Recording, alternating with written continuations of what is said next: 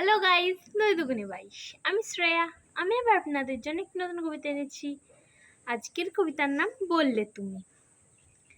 সেদিন তুমি বললে হঠাৎ, একটু পর ধরে শুনতে ভালো লাগবে, দেখো মনটা যাবে ভরে।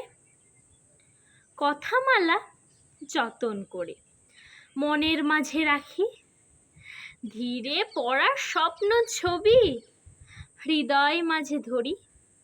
সত্যি যখন ধরে পড়ি, লাগলো ছড়া ভালো, ভাষার মাঝে সবগুলো পেল রঙের আলো।